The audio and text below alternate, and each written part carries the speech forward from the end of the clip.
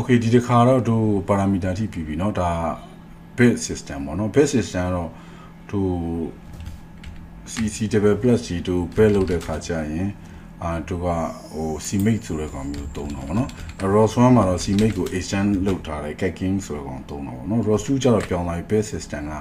Cocon bit ဆိုတဲ့ကောင်လေးသုံးတယ်ဒီ bit 2သုံးတယ်အဲ့တော့ဒီကောင် install လုပ်ဖို့လိုတယ် Python 3 Cocon bit command extension ဗောနော်သူက install လုပ်ပြီးသားလည်းဖြစ်ရင်ဖြစ်တော့တယ်ဒါပေမဲ့တို့ install လုပ်နော်တို့စီမှာတော့ဒါဆိုရင် install လုပ်ပြီးသားဗောနော်ဟုတ်ပြီ install လုပ်ပြီးပြီဆိုတော့တို့အခု base system ရပြီဆိုတော့တို့အခုဘာလုပ်လို့ရဆို package တွေစဆောက်လို့ရတယ်အဲ့တော့ package တွေစဆောက်မယ်ဆိုတော့ခါကျတော့ package တွေကိုထားမယ့်နေရာလိုတယ် package တွေထားမယ့်နေရာကတော့ ROS2 ဗောနော် ROS2 တခုဖန်တီးဖို့လိုတာဗောတော့ဒါက ROS1 လုံးက ROS1 လုံးက lecture မှာဆိုလို့ရှိရင်အဲ့တော့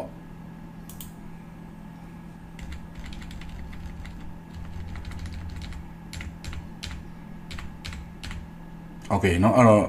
ROS ကသူက package တွေနဲ့လုပ်တာအဲ့တော့ package တွေကကိုယ့်ကို package ဖန်တီးပြီး program တွေရေးရမယ်သူထဲမှာ service တို့ topic တို့ code တို့တခြားဟာတွေရှိတာပေါ့เนาะaction တို့အဲ့လို code တွေရှိလိမ့်မယ်အဲ့ package ကိုထိန်းချုပ်တဲ့XML file တစ် file ရှိလိမ့်မယ်အဲ့ package ဒီဘယ်လို dependency တွေသုံးလဲသူက dependency ဆိုတာတခြား package ကိုသူကယူသုံးနိုင်ရင်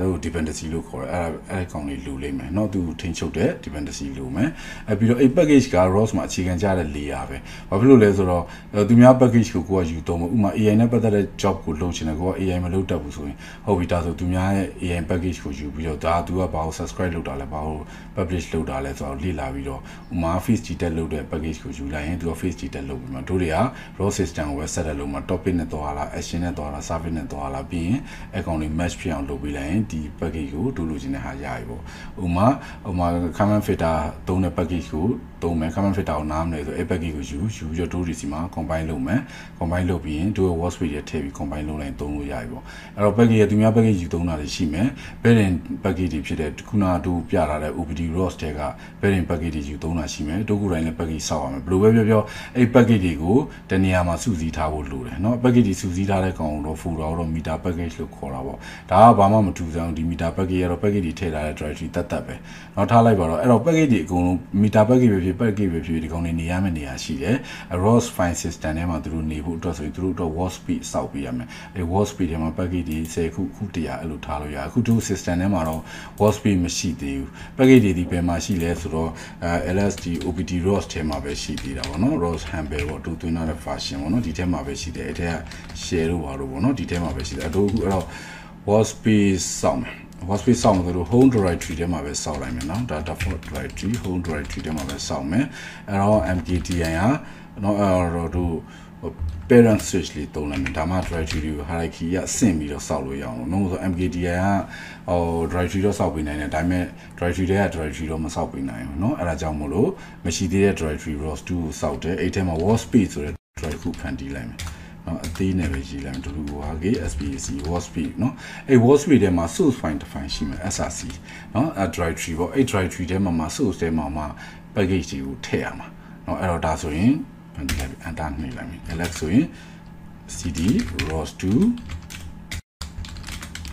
ထဲမှာ workspace ရှိသွားပြီအဲ့ထဲမှာ src ရှိသွားပြီဒီထဲမှာ package တွေကိုထည့်ရမှာပါเนาะကိုယ်တိုင်ဖန်တီးတဲ့ package တွေဒါမှမဟုတ်သူများရဲ့ package တွေဒါမှမဟုတ် ROS ရဲ့တရားဝင် repo မှာမပါတဲ့ကောင်တွေเนาะအဲ့ package တွေကိုတို့ဒီထဲထည့်ရမှာထည့်ပြီး combine လုပ်ရမှာ combine လုပ်တာကဘယ်လိုလုပ်ရမလဲဆိုတော့ package ထဲမှာအရေးကြီးတာမှတ်ထားဖို့ဒါ package ထဲမှာ src ဒီကောင်က combine လုပ်မယ့်နေရာ combine လုပ်တဲ့အခါ command ကဘယ်လိုသွားရမလဲဆိုတော့ဒီမှာအခု file ကိုကြည့်ရင် src source file ပဲရှိသေးတယ် combine လုပ်တဲ့အခါ command ကခုနက combat เนาะဒီကောင်လေး combine လုပ်တဲ့ command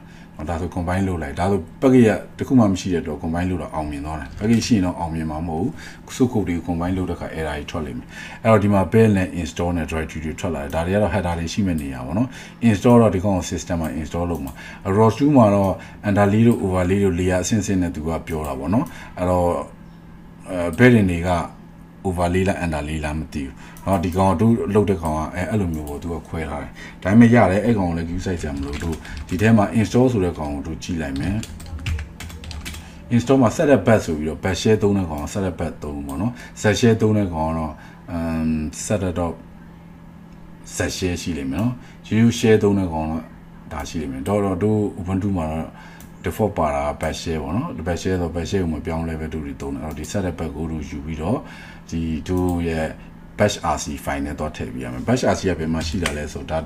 တို့လို့ home directory ပေါ့နော် cd home ဆို home directory ထဲမှာရှိတယ် home directory ထဲမှာ ls-a နဲ့ကြည့်ရင် batch rc ဆိုကောင်ရှိတယ်နော်တို့ခုသုံးတဲ့ share batch share ဒီ share နော် batch run command ပေါ့နော်အဲ batch share မှာ color လေးတွေပြောင်းတာအရောင်ပြောင်းတာစတာလေးလုပ်လို့ရတယ်ဒီမှာ preference ထဲမှာနော်အဲ့တော့ဒီကောင်လေးကိုလုပ်နေတဲ့ခါကြတော့နော်ဒီကောင်လေး configuration ကိုဘယ်မှာသိနေတော့ batch rc မှာသိနေအဲ့တော့ Linux မှာ software တွေရဲ့ configuration file တွေကို software မဖွင့်ခင်မှာ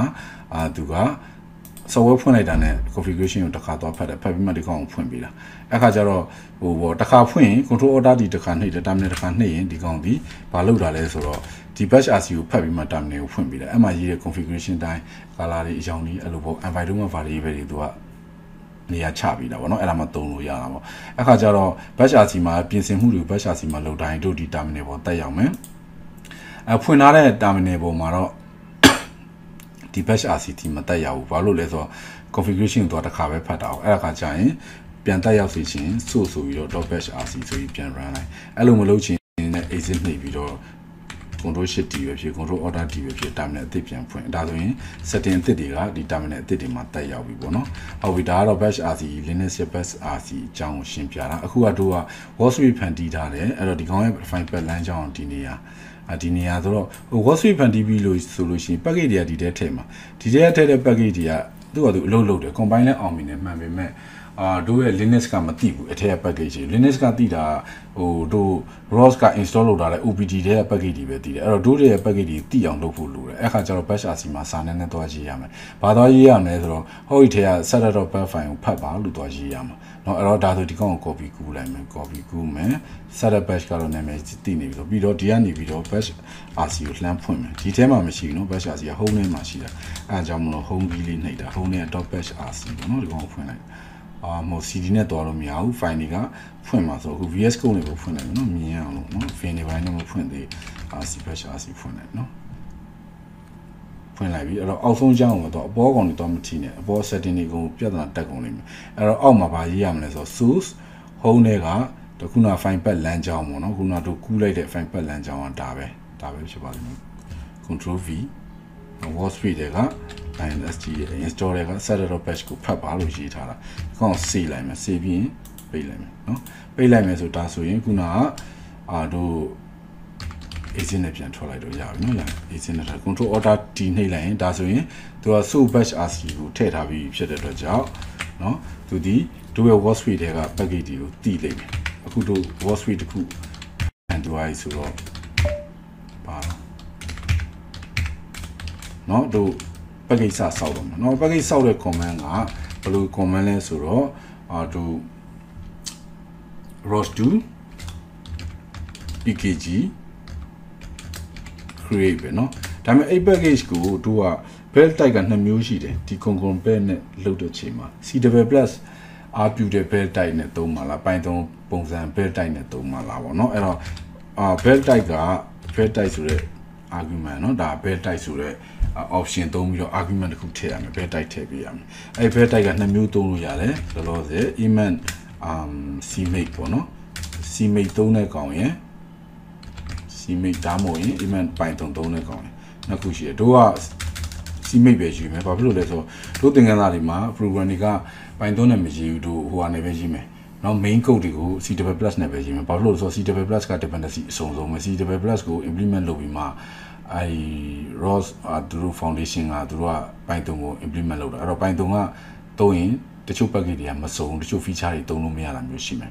တို့တွေက Python ကိုသုံးမယ်ဒါပေမဲ့တခြားနေရာတွေမှာသုံး script ရေးတာတော့ launch file ရေးတာလို့ပဲသုံးเนาะအဲ့တော့ဒါဆိုရင် build type ကိုရွေးပြီးသွားပြီ build type ရွေးပြီးသွားရင်ဘာလုပ်ရမလဲဆိုတော့ package name ရွေးပေးရမယ်ဥပမာ package name က test ဆိုပါဆို test ပေါ့เนาะဟုတ်ပြီဒါ package name တက်ပြီးရင် dependency တွေထည့်ပေးလို့ရဒီချိန်မှာเนาะ dep dependency ထည့်ပြီးတော့dependency မှာအစင်းသစ်လုပ်ထားတဲ့ message type တွေသုံးလို့ standard message geometry